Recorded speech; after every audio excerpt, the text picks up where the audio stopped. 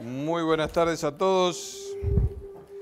Mi nombre es Diego Mazas, soy el torturador de física aquí en la universidad, ¿sí? Pero en este caso se supone que estáis aquí por voluntad propia, así que no le vamos a llamar a esto una tortura, ¿de acuerdo? Si estáis aquí es porque queréis.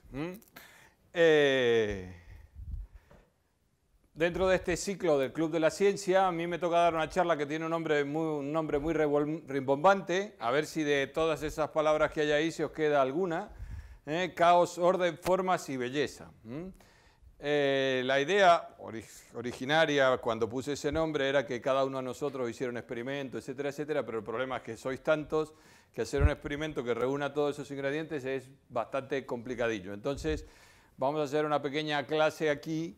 Yo voy a hablar, voy a contaros cosas y la idea de esto es que le cojáis el gustillo a lo que os voy a contar, no que aprendáis ni salgáis sabiendo, ni seáis unos expertos y de paso que me preguntéis todo lo que queráis. Es decir, esto funcionaría mucho mejor si cualquier duda que tenéis me interrumpís. Diego, esto no lo entiendo y os contesto encantado, ¿de acuerdo? Sin ninguna clase de problemas, ¿vale? Bien, entonces... ¿qué tiene que ver esto de caos, orden, forma y belleza? Vale, sabréis que aquí hay muchos conceptos que están todos muy mezclados, no necesariamente de una forma sencilla, trivial o fácil. Creo que el concepto de caos, la mayoría de vosotros lo tiene intuitivamente metido en la cabeza, igual que él tiene el de orden, igual que el que es una forma, igual que el que es belleza. Probablemente de todo lo que está aquí, lo más difícil de definir, ¿cuál es? Este de aquí, ¿no? Es el más subjetivo de todos. Lo de belleza es lo que, si os preguntara a cada uno de vosotros qué es belleza, cada uno de vosotros tendría una opinión. Casi seguro la opinión de ninguno de vosotros coincidiría con la mía, ni con la de que tenéis al lado. Sin embargo, todo lo que hay por aquí al lado, sí. No obstante esto, que es verdad, lo cierto es que el concepto de belleza sí que tiene algo subyacente y está ahí desde siempre en la cultura occidental. Esto va a parecer por momentos una clase de filosofía y en parte lo va a ser. O sea, vamos a hacer un poco de física, filosofía, si queréis. Está ahí en la parte subyacente en el mundo occidental. Nuestros parámetros de belleza, nuestros cánones de belleza, ¿los arrastramos desde quién? ¿Tenéis alguna idea? ¿Qué os parece? ¿Os imagináis teniendo los mismos cánones de belleza que un teutón grandote, así peludo, todo medio colorado? ¿Sí? ¿Ese es el canon de belleza que os hacéis una idea que tenéis? No, ¿no? Si tuvierais que asociarlo a alguien, a alguna región que está muy de moda en estos días, aunque por problemas económicos en Europa, ¿a quién lo asociaríais? A Grecia, ¿sí? El canon de belleza que tenemos metido en la cabeza, queramos o no, en el mundo occidental, especialmente en el mundo mediterráneo, hay que poner matices cuando uno se va al norte y conoce ciertos alemanes, digamos. En el mundo mediterráneo, ese canon de belleza lo heredamos, los que más probablemente lo llevaron a su límite de sofisticación, era el mundo griego. Y el mundo griego no entendía la belleza separada del orden. ¿Sí? Aquí viene la primera relación entre estas dos palabras. No entendía la belleza separada del orden. Y para los griegos, belleza, orden y geometría era exactamente la misma cosa. ¿Sí? Belleza, orden y geometría era exactamente la misma cosa. Aunque había ciertas cosas que a los griegos lo traían de la cabeza y muy mal, y hoy por hoy todavía a vosotros os traen de la cabeza y muy mal, para ir entrando en una materia un poco más de sustancia. ¿Sabéis cuál era la medida de la belleza de los griegos? La medida, cuando digo medida os estoy preguntando por algo, por un valor. ¿Alguno ha oído hablar alguna vez del número áureo? ¿Sí? ¿Qué es el número de áureo? ¿Os acordáis? ¿Alguien se acuerda que era el número áureo o no? Más o menos, no os estoy pidiendo que me digáis 1,61, No, no me podéis decir eso de memoria porque ni yo me lo acuerdo. Hay una manera compacta de decirla, esa sí me lo podéis decir.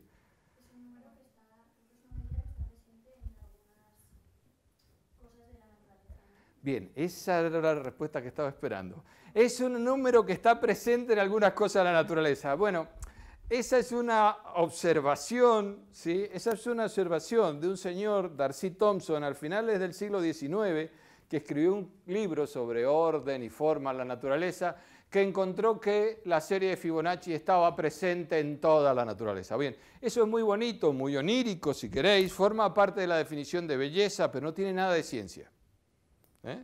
Me gusta mucho que hagas el comentario porque es así. Eso es para mostraros que muchas veces los límites entre lo que nosotros consideramos bello y lo que consideramos científico o exacto se diluyen, pero están ahí, están siempre presentes. Los números de Fibonacci y el número de Áureo se pusieron muy de moda a finales del siglo XIX cuando hubo un boom por resucitar el clasicismo griego. No es que los descubrieran a finales del XIX, no, es que en esa época el clasicismo griego se volvió a poner de moda. Pero si alguna vez, en algún momento, visteis o oísteis hablar del Partenón, sabréis que el Partenón está construido con la proporción áurea, ¿sí o no? Os lo habrán dicho o sonará.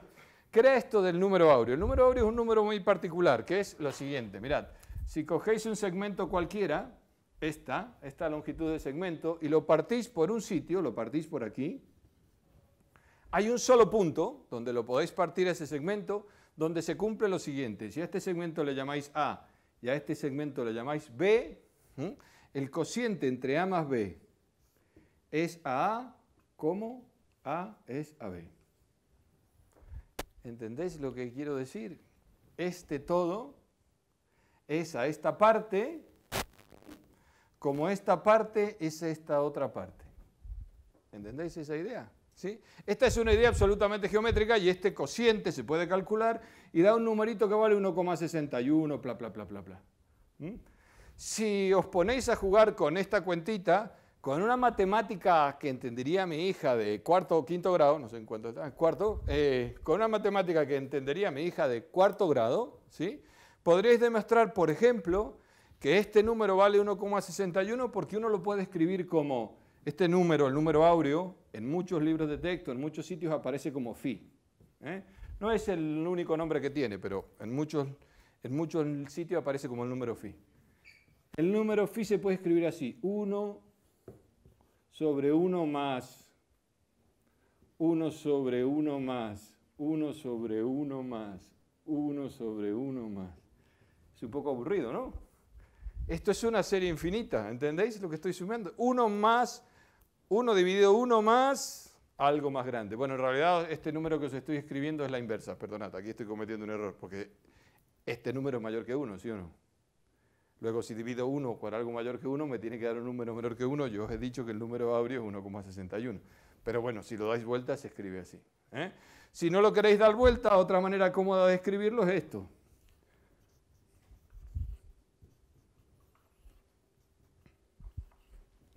Y así siguiendo.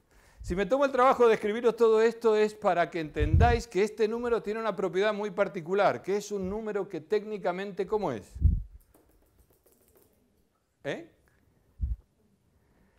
¿El número es infinito? ¿Es infinito? Es irracional. Es irracional. ¿Os acordáis de quebrado si os acordáis algo, no? ¿Qué es un número irracional? ¿No te acuerdas? ¿Qué es un número irracional? Joder, sois lo mejor de lo mejor de lo mejor y no sabéis qué es un número irracional. No se puede expresar como el cociente de dos enteros. ¿Sí? No se puede expresar como el cociente de dos enteros. Esto, ¿sí? Es un número esencialmente irracional. Cualquier número que se os ocurra en la cabeza puede ser de tipo racional o irracional. El número que se os ocurra. Incluso con lugares después de la coma. Algunos de esos números se pueden escribir como la división entre dos enteros y otros, que son bastante particulares, no se pueden escribir como la división de dos enteros.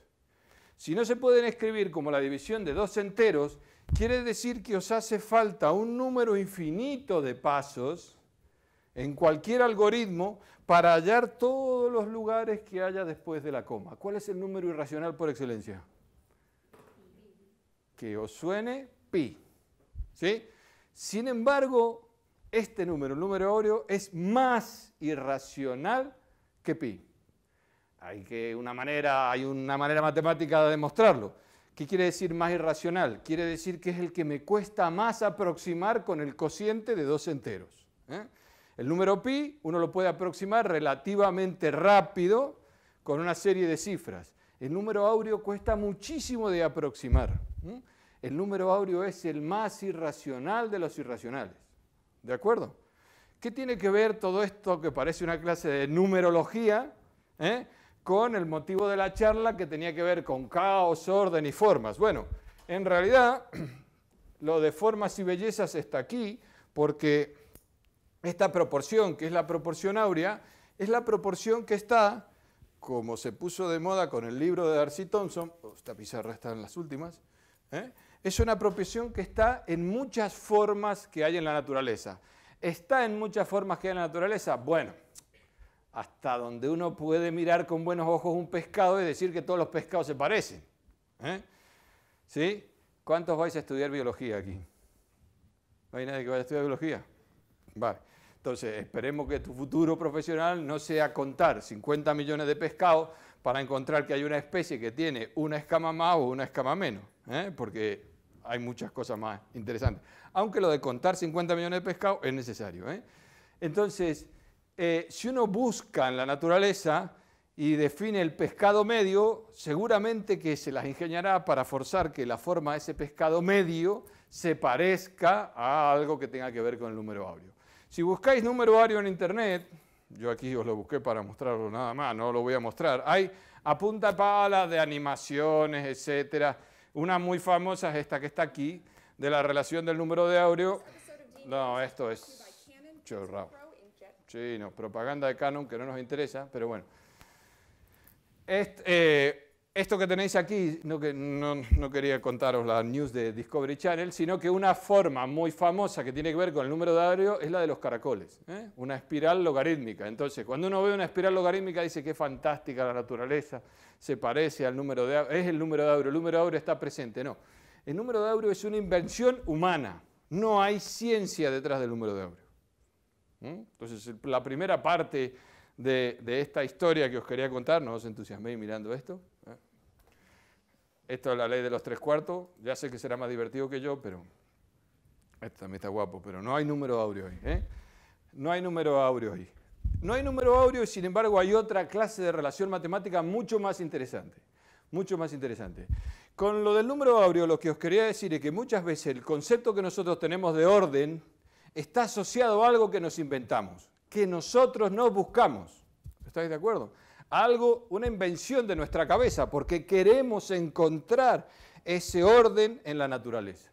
Y sin embargo la naturaleza vive sacándonos la lengua, vive burlándose de nosotros. Porque en general orden hay en muy pocas situaciones del universo natural. Ahora sí vamos a empezar a hacer un poco más de ciencia. Un poco más de ciencia porque voy a escribir una ecuación. ¿Qué os sonará? ¿Sí o no? Técnicamente la ecuación es así, pero no os voy a preguntar ahora qué significan las flechitas, porque seguro que lo sabéis. Pero esa ecuación os sonará de algo, ¿sí o no? ¿Cómo se llama esta ecuación? ¿Os suena de algo? ¿Qué era esto? ¿Alguno está haciendo física del bachiller? ¿Todos? Bien. Esto ya lo habréis visto, pero ni siquiera en bachiller, lo visteis antes de bachiller. ¿Qué es esto? La segunda ley de Newton. Es mucho más que eso.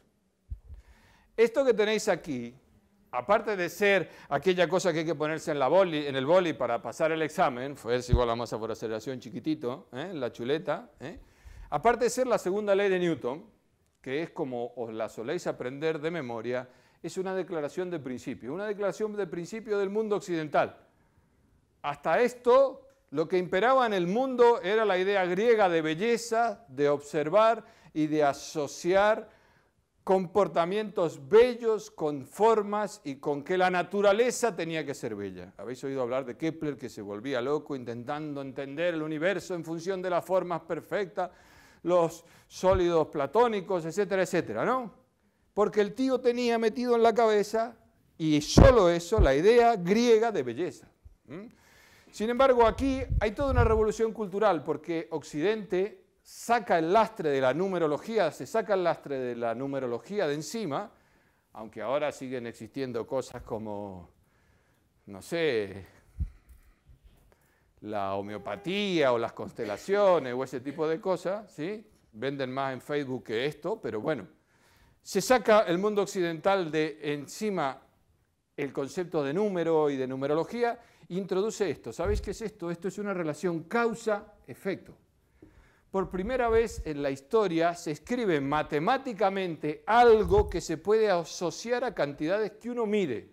Fuerza igual a masa por aceleración. ¿Qué es la aceleración? ¿Cómo cambia la forma en la que se mueve algo? ¿Qué es la fuerza? Lo que hace que esa cosa cambie su forma de moverse. Cuando uno le enseñan esta fórmula en el cole, y entiendo a los profesores que os la enseñaron, os enseñan una fórmula con la cual resolver problemas de física. Está bien, es así, pero hay mucho más aquí de lo que parece. Como os decía, esta relación causal por primera vez dice que yo puedo hacer predicciones sobre lo que va a pasar en el futuro. ¿Por qué? Porque si yo conozco qué fuerza le aplico a esta masa, en los problemas que hacéis en el colegio, ¿qué es lo que vais a despejar? Su aceleración, vais a despejar cómo cambia la cantidad de movimiento de algo y técnicamente jugáis a ser Dios. Esto es lo que Laplace, cuando le preguntaron si podía predecir el futuro, le dijo, denme todas las condiciones iniciales, las posiciones de todo y cómo se mueve todo lo que hay en el universo y os digo el futuro. ¿Entendéis que eso dice esa ecuación, no? Esto parecía la panacea hasta hace muy poquitos años. Parecía que a partir de esta ecuación yo podía interpretar toda la naturaleza. Un grandísimo logro de esta ecuación es interpretar la aceleración de la gravedad e interpretar por qué se cae la manzana. Es cierto, ese sería muy interesante discutir, pero no tengo tiempo, no lo vamos a discutir ahora. Otro grandísimo logro de esta ecuación, no os asustéis por lo que voy a escribir ahora, es que esta fuerza, esta pizarra me va a poner de los nervios, ya veo. Si tengo un hilito que sostiene una bolita y aquí aparece una fuerza que se llama fuerza peso y a este angulito le llamo teta. Este dibujito que yo tengo aquí, ¿el dibujito de qué? De un péndulo. El péndulo, esto que os torturan en clase, el péndulo, ¡ay, con el péndulo! El péndulo es un ejemplo de un oscilador.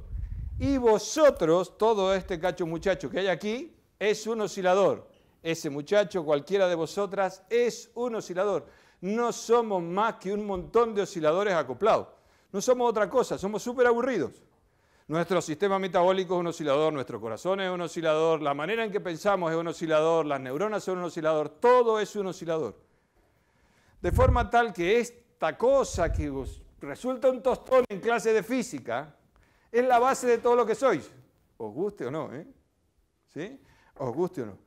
¿Por qué digo la base de todo lo que sois? Porque esto que tenéis aquí, matemáticamente, es una ecuación tal que así.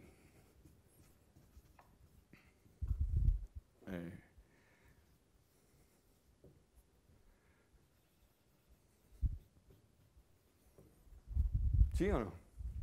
No sabéis de dónde la saqué. No os asustéis. ¿Sabéis qué significa este símbolo alguno? ¿Sí o no? ¿Qué significa esto? La derivada. ¿Y como que hay un 2? Es la derivada segunda, ¿no? Derivo dos veces. Si derivo dos veces cómo cambia algo, la derivada primera es la velocidad, la derivada segunda, ¿qué es? La aceleración. Luego, esto es, ¿qué cosa? La aceleración angular que tiene una bolita que está puesta en el extremo de una cuerda. Una cuerda de longitud L en un campo gravitatorio de magnitud G. Aquí aparece un seno, y este seno es el corazón, si queréis, de la charla que hay hoy. ¿Por qué? Porque en el cole, si alguno aprendió la ecuación del oscilador armónico simple, y seguramente aprendisteis el más, y entonces apuntasteis del más, apuntasteis derivada segunda de x respecto del tiempo dos veces, lo que hayáis llegado a algo tan sofisticado como esto, ¿no? ¿Sí? O si no, aquí pusisteis omega al cuadrado. ¿Sí? Y entonces pusisteis que la solución de esta cosa que estaba aquí era x de t igual a a por el seno de omega t más phi, ¿sí o no? Ah, que sí, sí, eso lo hice, sí, esto salió todo esto. Bien, esto no salió de la manga, salió de aplicar una relación causal.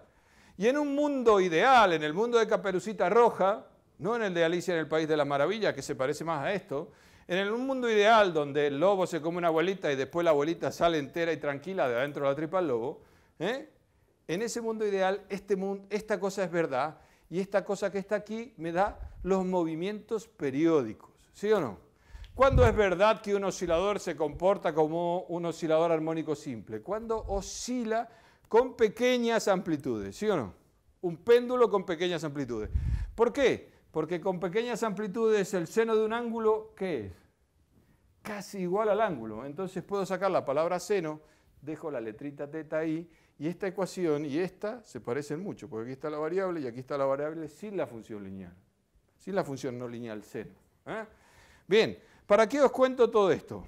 Os cuento todo esto porque esta ecuación matemática que está aquí, que en clase podéis derivar vosotros, con 18 años, 17 los que tengáis, esta ecuación matemática que está aquí sale de esto, de la segunda ley de Newton, de aplicar una relación causal. Y si yo pongo a funcionar esta ecuación, puedo predecir el futuro, es decir, saber a dónde va a estar el péndulo si sé dónde está en su instante inicial y qué velocidad tiene. Todo esto es fantástico. Este movimiento es un movimiento de tipo periódico, ¿sí o no? Que se repite en el tiempo. Esto que tengo aquí es un oscilador eléctrico. Lo mismo que un péndulo, pero con circuitos. Y eso que tenéis aquí es la oscilación de ese oscilador eléctrico, ¿lo veis? Oscila hacia arriba, hacia abajo, hacia arriba, hacia abajo, hacia arriba, hacia abajo. Esto no es que esté cambiando la frecuencia, yo estoy haciendo que lo veáis mejor o peor. ¿Lo veis algunos? Así mejor. Una oscilación. Esta oscilación es un pelín diferente a esa que está ahí, a la que esperaríais de un péndulo. ¿Por qué? Porque no es exactamente un seno, ¿no? Es periódica, pero no es armónica, no tiene la forma de un seno. ¿Sí? Y la podéis escuchar. Esto que veis, visualmente veis, también produce un sonido. Bueno, debería producirlo. Es eso que tenéis ahí. Lo podéis escuchar. Si sabéis dónde está esto aquí y conocéis la frecuencia, sabréis que después de cierto tiempo está aquí y así siguiendo. Si esta es la posición de un objeto y hace su derivada, saca su velocidad. Y si uno pinta en un eje su posición y en otro eje su velocidad, lo que va a sacar es una cosa parecida a esta que tenéis aquí. Esto de mirar del revés es un poco complicado. No. Pues no. No veo yo dónde estoy apretando.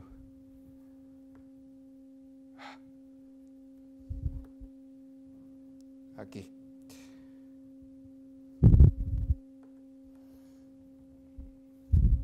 Bueno. ¿Hay algo ahí? Se supone que hay algo. Esto por mirar del revés. Vais a tener que perdonarme que os tape, ¿vale? Aquí. Aquí.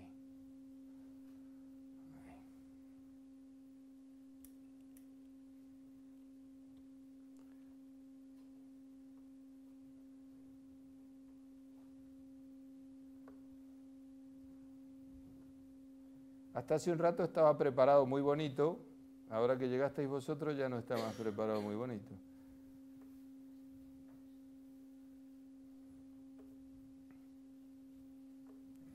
Bueno.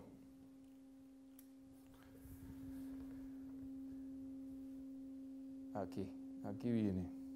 Ha costado lo suyo, va a hacer que es dibujar un círculo, ¿eh? ¿Tanta expectación para ver un círculo? Pues sí. Tanta expectación para ver un círculo. Eso que tenéis ahí es un círculo que está pintando. En un eje está pintando la velocidad con la que esta señal baila. Y en otro eje está pintando la posición donde la señal baila. Como la señal se repite, ¿qué figura vais a sacar? Una figura cerrada sobre sí misma que tiene forma de círculo. Este es el mundo Este es el mundo de un oscilador fantástico donde todo funciona y donde todo es muy bonito. ¿De acuerdo? Este mundo donde todo funciona y donde todo es muy bonito, sin embargo, uno lo puede complicar todo lo que quiera. Si a este oscilador de verdad yo le meto una fuerza externa, La solución, aunque en teoría yo podría predecir el futuro, se torna impredecible. No puedo saber a dónde va a ir a parar el sistema. Y eso es lo que significa esta palabra que está aquí, caos. El caos no es otra cosa que una pérdida de predictibilidad. De golpe, Occidente se ha transformado en Oriente. ¿Sabéis que Occidente cómo es? Cabezón como Newton. Occidente es causal. Si a alguien le pasa algo, ¿quién tendrá la culpa? ¿Sí? Un ejemplo típico es, si a alguien le caga un pájaro, mira para arriba y dice, este pájaro cabrón. ¿Sí o no? Un chino no se plantearía eso nunca. Si a un chino lo caga un pájaro, diría, el discurrir de un río por los lagos del monte ha hecho que este pajarito sufriera un apretón. Y entonces, es una diferencia filosófica esencial. Os hago un chiste para que no os durmáis del todo, pero en el fondo ese chiste tiene mucha componente de verdad. Nosotros le buscamos una causa a todo. Cada cosa que ocurre, tenemos que verla, cuando pensamos que hay una causa detrás, estamos pensando en que hay una relación matemática, en algo que predice que ese objeto me tenía que caer encima de la cabeza. Para un chino no, para un chino existe el azar. Oriente es casual, cree en la casualidad. ¿Habéis pensado ese contraste entre esas palabras hasta el día de hoy? ¿Alguno se lo había planteado? Díganme que sí. Casual y causal son dos cosas muy diferentes. ¿Entendéis que la diferencia es tremenda? Mucho más de lo que uno se para a pensar. ¿Sí? Cuando uno se pone a estudiar el caos, se encuentra que, aunque esta es una relación causal, si yo sé que meto aquí, debería saber que sale de aquí, esta particularidad, el hecho de que esté la función seno, que es una función no lineal, hace que esta ecuación se vuelva impredictible, que yo no pueda predecir a dónde se va a ir a parar. Y ese comportamiento, ese hecho de que yo no pueda predecir a dónde se va a ir a parar un sistema, es lo que da lugar o lo que genera el caos. Si yo muevo esta perillita que está aquí, hay un momento donde vais a escuchar que algo pasa. Y a su vez vais a ver que aquí algo pasa. Ahí seguís escuchando, escucháis que hay como un cambio de nota, ¿sí o no?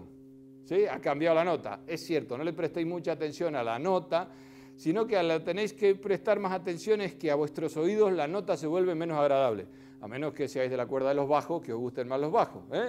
Entonces veis que aquí aparece que en lugar de tener un círculo cerrado, tenéis dos. Lo cual quiere decir que cuando una señal hace una vuelta completa, la otra hace dos vueltas. Luego, entre una señal y la otra, hay una relación de tipo, y ahora voy a cerrar la elipsis, voy a cerrar el círculo, entre una señal y la otra hay una relación de tipo 1 sobre 2, ¿qué es? ¿Un qué? Un medio, no me digáis, por Dios. ¿Qué os pregunté al principio? ¿Qué tipo de número es 1 sobre 2? Un racional, ¿sí? 1 sobre 2 es un número racional. Un medio es un número racional, es el cociente de dos enteros, 1 sobre 2. Cuando este pincel, cualquier cosa, tengo que ir muy rápido porque no tengo tiempo para contaros muchas de estas cosas, pero sabéis que si pintáis con un pincel así, sale una línea que sube y baja. Si pintáis con un pincel así, sale una línea que es horizontal. Si ahora a vuestra mano le aplicáis los dos pinceles, lo que pintáis es un círculo, ¿de acuerdo? ¿Entendéis lo que quiero decir? Es decir, si mientras subo en la mano también se mueve hacia este costado, construís un círculo. Entonces, cuando el tiempo que le lleva a hacer esto es igual al tiempo que le lleva a hacer esto, sacáis un círculo. Si aquí yo veo un rulo como este, que se cierra dos veces sobre sí mismo, a la conclusión que estáis llegando es que el tiempo que le lleva a uno a hacer esto es igual al que otro le lleva a hacer dos veces esto. ¿Estáis de acuerdo? Entonces, se pinta un círculo grande y un círculo pequeño, un círculo grande y un círculo pequeño, porque arriba y abajo lo hacéis en una unidad, izquierda a la derecha lo hacéis en dos. Hay una relación racional entre las frecuencias. Cuando yo sigo aumentando esta perillita, hay un momento donde vais a escuchar que pasa algo. La señal deja de ser bella, ¿sí o no? Nuestro concepto de belleza ahora, a menos que seamos un teutón, pero ni siquiera, pobrecitos, ni a ese nivel, esta señal es bella. Esto suena a ruido. Y efectivamente, cuando yo miro la señal aquí, dejadme que la haga un poquito más pequeña, cuando yo miro la señal aquí, veo que nunca, aquí esto está pintando un rato así y luego deja de verse. Nunca la señal se cierra sobre sí misma. Siempre la señal está pintándose. ¿Eso qué quiere decir? Que nunca hay una manera de empezar en un punto y volver a donde estaba, ¿sí o no? Eso quiere decir que no hay predictibilidad. No sé a dónde voy a ir a parar a partir de la condición inicial que yo tenga. Eso y ninguna otra cosa de la que escuchéis por ahí es el caos. Eso tiene que ver con el dichoso efecto mariposa, ¿no? ¿Habéis oído hablar del efecto mariposa? Aunque más no sea el nombre de un grupo de rock. ¿De dónde habéis sacado? O una película. Hay una peli, un grupo de rock. ¿De dónde sale el efecto mariposa? ¿Alguien sabe qué es o cómo lo cuentan? Vamos a sacar esto que ya sabemos que suena feo y molesta. ¿Alguien sabe qué es el efecto mariposa? El tiempo que es impredecible. ¿Pero dónde sale la expresión el efecto mariposa? De si una mariposa aletea sus alas en el Pacífico puede desencadenar un huracán. El primero que lo enunció así dijo eso. Si el aleteo de una mariposa en el Pacífico puede desencadenar un huracán en el Golfo de México. El aleteo de una mariposa es una pequeñísima variación en las condiciones iniciales de un proceso. Y esa pequeñísima variación en las condiciones iniciales de un proceso hacen que el devenir de los acontecimientos sea completamente diferente si la mariposa movió las alas o si no movió las alas. Lo mismo que pasa aquí, no tengo manera de saber a dónde va a ir a parar este dibujito, aunque lo veáis relativamente quieto, ese bailoteo que veis, es que no tenéis manera de saber a dónde va a estar luego de cierta cantidad de tiempo la línea. Cuando había solo estas dos líneas, yo sé que pasado cierto tiempo el pincel va a estar aquí, ¿sí? Cuando hay varias, no tengo ni idea, pasado cierto tiempo, dónde va a estar el pincel. Ese y no otro es un comportamiento caótico. Se ve muy bien cuando uno tiene péndulos bien avenidos como estos y péndulos mal avenidos como uno que tenía aquí que se me rompió los otros días probándolo para usarlo aquí, entonces lo vamos a ver en la pantalla del ordenador. Esto que tenéis aquí es un conjunto de péndulos que, como veis, tienen varias longitudes, las cuerdas son de varias longitudes, ¿sí? De esto hay vídeos en internet también a punta pala. Hay un artista que se dedica a hacer estas cosas con columpios y niños sentados, con cosas de fuego de noche. Si os ponéis a mirar en internet, como está todo ahí, hay pasadas de cosas muy bonitas. Si yo pongo a oscilar todos estos péndulos en conjunto, y prestáis atención un poco al movimiento, ¿qué veis? Que entre ellos empieza a haber un desfasaje, ¿sí o no? Entre ellos, algunos van más rápido, otros van más lento, y entre ellos parece haber una especie de desfasaje. Sin embargo, si esperáis lo suficiente, mirad lo que va a pasar. Así esto parece estar todo desordenado, ¿sí o no? Pero de golpe ahora parece que la mitad de los péndulos están yendo para un lado y la otra mitad están yendo para el otro, ¿sí o no? Y si esperamos lo suficiente, ¿qué va a pasar? Ahora está todo esto medio desordenado. Ahora parece que los que antes iban para un lado ahora van para el otro y los del otro van para el uno. Si seguís esperando, parece verse una pequeña onda. Y si esperáis lo suficiente, hay un momento donde todos hacen el mismo baile, ¿sí o no? Y sigue. ¿Qué relación hay entre los períodos de los péndulos vecinos? ¿Ok? ¿Entendéis lo que digo? ¿Qué relación hay entre los períodos de los péndulos vecinos? Una relación racional. Bingo, no tengo un caramelo para darte de premio. Bingo. Sí, una relación racional. ¿Entendéis el secreto? Vosotros veis la belleza, vosotros veis el orden. Y lo que está pasando es que este péndulo y este péndulo tienen períodos que difieren entre sí un número racional. Se pueden escribir como un cociente de dos enteros. ¿De acuerdo? Difieren entre sí un periodo racional significa que luego de cierto tiempo, esos números que los iban llevando por un lado y para el otro, luego de cierto tiempo, darán una relación que será exactamente igual que la que había al principio y se pondrán como estaban al principio, todos oscilando a la vez. ¿Entendéis? Esto es un comportamiento ordenado, esto es un comportamiento periódico, es ciertamente bello, no es caótico, esto es perfectamente predecible. Entre los diferentes péndulos hay un número racional. Entre los periodos, ¿sí?, de estos péndulos se puede escribir un número racional. Algo muy distinto a, y ahora sí vamos a recurrir a, este es un pendulito, el año pasado estaba aquí no me deja mentir el colega que lo filmó, la verdad que podría haber pedido la película de nuestro péndulo, pero bueno, no importa. Ahora lo vamos a ver en una animación. Aquí también hay dos péndulos. En realidad este es un péndulo doble. Tenéis, este es el clavito que sostiene el péndulo. Voy a bajar la luz, ¿vale? Este es el clavito que sostiene el péndulo. Aquí hay una rótula y otro péndulo más. Uno puesto atrás del otro. ¿Estáis de acuerdo? ¿Entendéis cómo es el juguete? Y lo que yo voy a hacer es poner una animación que es una ecuación matemática, ¿eh? Una ecuación como esta que está aquí, bien escrita para este problema. Mirad lo que pasa. ¿Se parece a algo este dibujo a este que está aquí? Bueno, no, a este que está aquí justamente no, a este. Ahí se va quedando el pincel, siempre se queda el pincel pintado, ¿eh? Aquí va desapareciendo cada cierto tiempo. ¿Veis lo que está pasando? Lo que está pasando es que si vosotros sacáis una foto y yo os pregunto dónde va a estar este puntito dentro de cierta cantidad de tiempo, no tendréis ni idea. ¿Eh? No tendréis ni idea de por qué está pasando eso así. ¿Cómo es posible que un mundo se comporte de una manera racional a veces y en otro momento de una forma irracional? ¿Cómo es posible que estas dos cosas coexistan?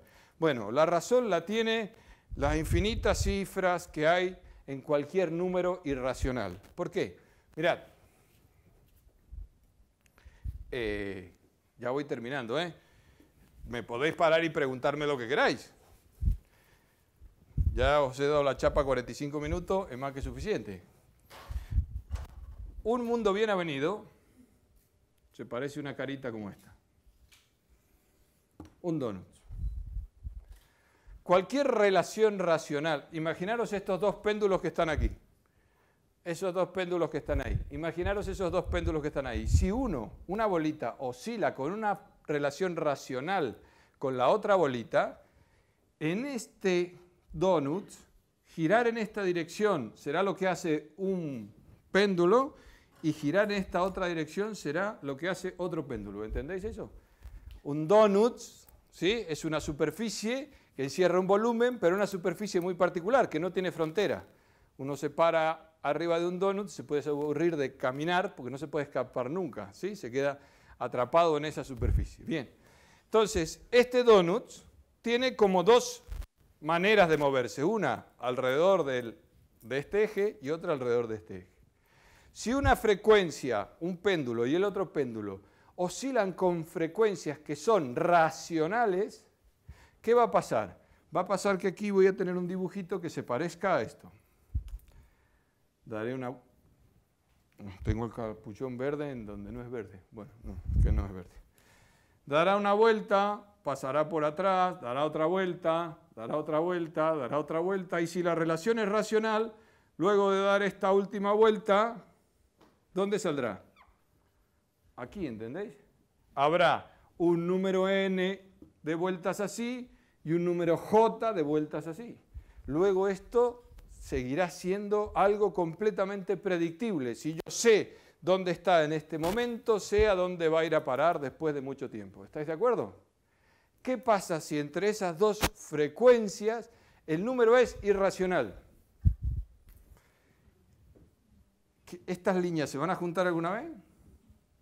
No se van a cerrar nunca. Esto se va a enrollar así, mientras esto se va enrollando así, pero nunca voy a conseguir cerrar esa trayectoria, de forma tal que si yo no sé, aunque yo sepa dónde estoy en un instante de tiempo y con qué velocidad me muevo, conforme pase el tiempo, no voy a saber a dónde va a ir a parar esto, ¿sí? Sin embargo, la dinámica del objeto está sumamente acotada. Y esto me va a dar aquí un montón de líneas que no se van a acumular de cualquier forma en el donut. No se van a acumular para nada de cualquier forma en el donut. Como ya es medio tarde, no tengo tiempo de meterme en seguir haciendo numerología, hay un ingrediente básico que nos faltaría para terminar de entender que la impredictibilidad es posible en el mundo natural. Ese ingrediente básico tiene que ver con... Epa, esto no era lo que os quería mostrar. Ese ingrediente básico tiene que ver con esto. Este vídeo es un poco rimbombante. Cuando empiece, es bastante más lento. ¿Habéis oído hablar de los fractales? ¿Qué es un fractal? ¿Os suena que es un fractal? Una línea, ¿qué dimensión tiene? ¿Esta cuerda qué dimensión tiene? Una, ¿no? Un punto no tiene dimensión, un puntito atrás de otro puntito. Esto lo visteis en clase. Un puntito tras otro puntito da una línea, Euclides, ¿no? Una línea es un objeto de una dimensión. Si yo una línea la extiendo sobre un plano, pongo muchas líneas una al lado de la otra, muchas líneas puestas una al lado de la otra, ¿qué me dan? Dos dimensiones. Y si esas líneas las cierro, ¿qué tengo? Tres. Vivimos atrapados en lo que nuestros sentidos definen como tres dimensiones. Pero puedo construir objetos de 4 dimensiones, de 5 dimensiones. Son todas esas dimensiones números ¿cómo? Enteros. Esto no es lo que os quería mostrar. Ah, este es el anuncio. Perdón, cierto que aquí hay... Sí. Vale, vete, tranquila. Sí, ya termino. Os juro que ya termino. Bien, entonces, bueno, está visto que no os puedo mostrar lo que os quiero mostrar. Ahora, un objeto en la naturaleza parece que tiene una geometría entera. ¿Sí? Parece. Pero muchos objetos en la naturaleza no tienen dimensiones geométricas enteras, sino tienen dimensiones geométricas fraccionarias. Y eso es lo que se llama un fractal. Construir un fractal es un copo de nieve, es muy sencillo construir un fractal. Esto que tenéis aquí puede tener geometría fractal, pero un ejemplo canónico de geometría fractal es, tenéis un segmento, lo partís en 3, le sacáis el segmento del medio y ahora metéis este que os quedó aquí, aquí y aquí. Os queda este y este. Los partís en 3 y a lo que os queda le metéis los trocitos. Este y este. Y así siguiendo. Si hacéis esto infinitas veces, lo que vais a terminar sacando es un copo de nieve. Vais a terminar sacando una estructura que no tiene ni dimensión 1 ni dimensión 2. Es un objeto muy complejo que tiene una dimensión fractal. Y esta porquería, si anduviera, esta mañana la estuve viendo. Oh, Dios. ¿Veis la tecnología? Es mejor la cabeza que la tecnología, Inténtelo más tarde, vale. Vamos a poner otro cualquiera, Este no lo he visto, así que ahí tenéis otro, mirad. Mirad lo que estoy haciendo. Un zoom adentro de un dibujo y todos los dibujos se parecen ¿a qué? A lo mismo, ¿no? ¿Veis cómo esto evoluciona? No es que esté pintando siempre lo mismo, Estoy mirando con un microscopio cada vez más adentro de este objeto. Y si miro con un microscopio cada vez más adentro de este objeto, recupero la misma estructura que le dio lugar a ese objeto. Este conjunto fractal se llama conjunto fractal de Mandelbrot. Y los conjuntos fractales son aquellos donde básicamente se cumple una propiedad que se llama autosimilaridad. Si miráis el todo y miráis cada una de las partes, no sois capaces de distinguir la parte del todo. Un brócoli. ¿Habéis visto estos brócolis raros que son medio así como conos? Si le sacáis un trozo de cono y miráis, hay un montón de conos pequeñitos. Si sacáis un cono pequeñito y lo miráis, hay otro montón de conos pequeñitos, ¿sí o no? Una estructura autosimilar. Haciendo numerología a la Darcy Thompson, podría decir que es la naturaleza, la belleza, no, de eso nada. Hay una relación causal física que da lugar a la formación de esas estructuras y esas estructuras tienen esta propiedad, la autosimilaridad. Para poder compactar todas estas líneas que os dije que existían en este toro, en esta cosa que está aquí, es importante que se cumpla esta propiedad, que exista la autosimilaridad. Bien, contar la semejante cantidad de cosas que os he contado en 50 minutos es francamente una locura. Pero bueno, como ya había puesto ese nombre, respeté el nombre y ahora podéis preguntar lo que queráis. Aunque os suene a tontería, no hay preguntas tontas. No hay preguntas. Ninguna pregunta, de ningún tipo.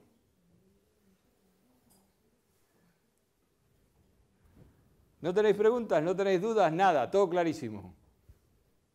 ¿Sí? A ver, voy a preguntar yo. No voy a hacer cosa que... ¿Pregunto? No os voy a poner el aprieto de preguntar.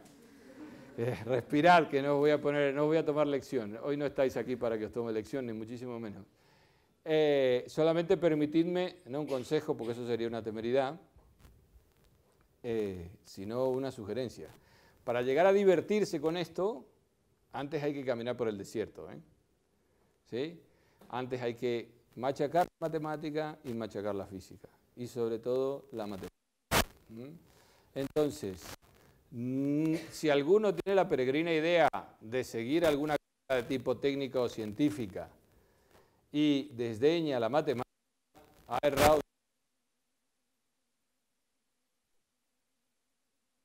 Interpretamos a la naturaleza es la matemática. No es que la naturaleza sea matemática, esto es una discusión filosófica. La matemática es una invención humana, ni siquiera es una ciencia, tanto que está construida en términos de proposiciones humanas, de objetos inventados, ilusorios. El número no existe, ¿de acuerdo? Es una invención humana. Entonces, esa invención humana es la herramienta que os hace falta para hacer ciencia. La que hagáis. Alguien me puede decir, ay, que yo quiero estudiar bioquímica. A mí me interesa saber por qué este polipéptido hace tal cosa. O a mí me interesa saber por qué el mal de Creutzfeldt-Jakob afecta al cerebro de las vacas más que al de los humanos. El mal de Creutzfeldt-Jakob es el del cerebro de las vacas locas. ¿Habéis oído? El mal de Creutzfeldt-Jakob, mucho antes de que se descubriera, un matemático ya lo había descubierto porque había encontrado una propiedad de replicación de una función matemática.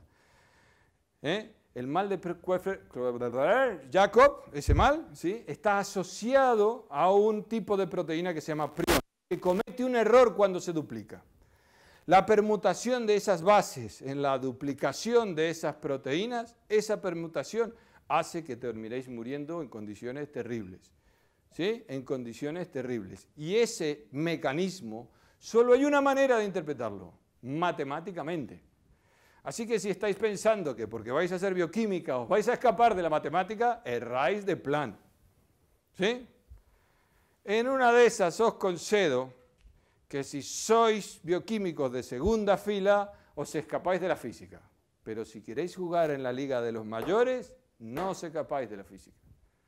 Porque hoy por hoy la bioquímica es molecular o no es. Hoy se estudian los procesos bioquímicos a escala molecular, molécula por molécula, con una cosa que se llama optical twisters, algo que inventamos los físicos. Podéis agarrar la cadena de ADN, que no sé si sabéis que descubrieron un físico y un matemático, no un bioquímico. Podéis agarrar una molécula de ADN, cogerla de una punta, cogerla de la otra, estirarla, desestirarla, ver si se enrula de una manera, ver si se enrula de la otra, estudiar su elasticidad, etcétera, etcétera. Cadena por cadena de aminoácidos. Si queréis hacer eso, tenéis que saber física. Y claro, estará el que me diga, no, yo quiero estudiar medio ambiente, porque a mí me gusta estudiar la meteorología. Pues amigo, ahí tenéis que saber solo física. Ya no os interesa ni saber cadenas de aminoácidos, solo física. Entonces, de la física os concedo que podéis pasar. Os aconsejo fuertemente que no. De la matemática de ninguna manera. Si tenéis baches matemáticos importantes, empezadlos a solucionar hoy, porque todo se os va a hacer más cuesta arriba. La matemática es una cuestión clave que tenéis que manejar para estar en la uni. Absolutamente clave. ¿Vale? Si no tenéis preguntas, dejamos aquí. ¿Tenéis preguntas o no tenéis preguntas? No tenéis preguntas. No muerdo, Gritos, sí, tengo la voz fuerte y me tengo que ir ya yo también, pero podéis preguntar lo que queráis. ¿No hay preguntas? ¿No? Pues nada, ha sido un placer tenerlos calladitos, cosa que cuando estéis en clase no va a pasar. Calladitos y sin rezar el rosario. ¿No? Normalmente en clase tengo la mitad de la clase hablando y la otra mitad está hablando con el rosario. ¿De acuerdo? Bueno, chicos, gracias por vuestra paciencia. Ya veis que esto sigue, ¿eh? Estáis en 10 a la menos 700, ¿visteis? 10 a la menos 710. 10 a la menos 710 metiéndose adentro del microscopio. ¿De acuerdo? Bueno. Chavales. No.